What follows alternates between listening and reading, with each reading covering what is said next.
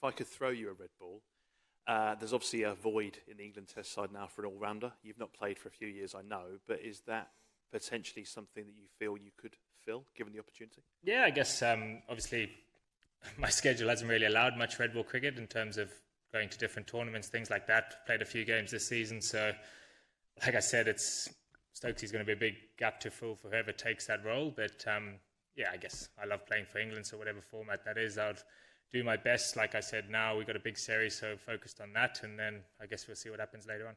Hi, Sam. Bit of uncertainty looking in from the outside around English cricket at the moment, but can you give us an insight as to what the feeling is amongst the players in the camp ahead of what is obviously a big T20 international? Yeah, it's been really good. Obviously, been back at my club playing a lot, so it seems like there's been a lot going on. But since joining in Durham, we had couple of good training days, and yeah, the mood's really good. I thought we did a really good effort in the field the other night in Durham, but wet conditions. We thought the score they got was very chaseable, so I think it's set up for a really good series ahead. Both teams had a little look at each other as well, so I guess hopefully tomorrow we have a nice sunny day and a full game of cricket. Sam, with regard to white ball cricket, England went through quite a tough time. Obviously, Josh then lost his job or whatever last year, and Brookie's taken over. You mentioned Brookie. What do you? The results have obviously improved somewhat. What do you think the team has done better in that period of time? What have you improved on, do you think, as a team in Brooks' captaincy? I think just after the winter we had, we played and I think probably the right word is we adapted really well to different conditions. I think maybe in the past we probably didn't adapt as well. I think in Sri Lanka we had a great series win there. The surfaces were really tricky, and then we went to the World Cup. We had some really nervy games, which we held our nerve in certain situations against some of the nations we probably haven't played before. And then just in the World Cup, I think we're really set in our roles, consistent kind of role clarity and combinations with the batting order. And yeah, I think the vibe's just a really good vibe at the minute around the group. It feels like we all kind of that's similar, with a few experienced guys like Joss and Rash, and then we obviously got myself, Brookie, kind of like Bance, Jaxie. We all feel like we've played a lot of cricket together, even though it isn't with England. It feels like when we come to this white ball scene, we're very set on our roles, and it feels like we fit in quite smoothly. So that's been the message since joining. I guess we've actually had some nice success in terms of when we have played. Obviously, we lost that World Cup semi-final by a few runs, which was a cracking game. So we can take confidence from that. And now we're playing in England against them again. We'll hopefully keep that. I think we've fielded really well, and I think the buzz around the group's been great. So hopefully it continues. 5 years since you played a Test match. Can you believe it's that long, really?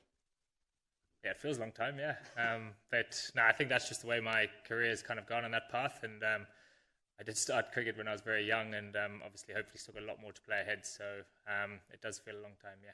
What would have to change in your career for you to sort of re-embrace a Test spot? You know, with all your franchise commitments, etc. Like, do you feel like much would have to change for you to put yourself back in the mix for that?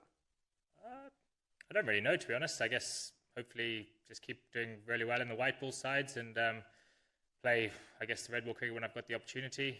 Played a couple of games this season for Surrey. I've obviously come off an injury, so played a little bit of just getting myself back into that. And yeah, I guess still got the series in 100, and then so who knows? There's obviously going to be a lot of noise on whoever takes that spot. But yeah, I guess I don't want to really look too far ahead. I love playing cricket for England, so I do my best whenever I can.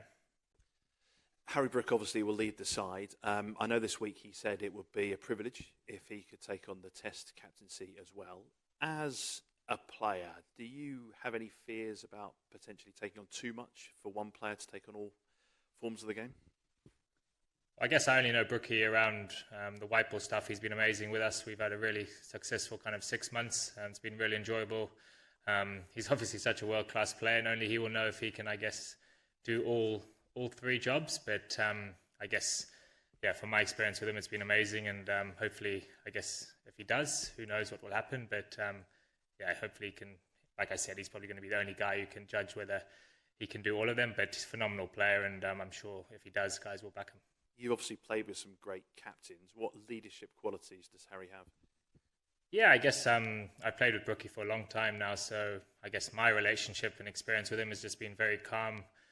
as a bowler, top of your mark. He always lets you do what you want to do and feel comfortable doing, and very clear in the way he wants us to play, him and Baz. So it's been great, and like I said, I can only speak from the white ball side. It's been amazing, and like playing against India again, kind of we look back at when we played them in the World Cup. So two very good teams, and I think hopefully we can just have a good series and win.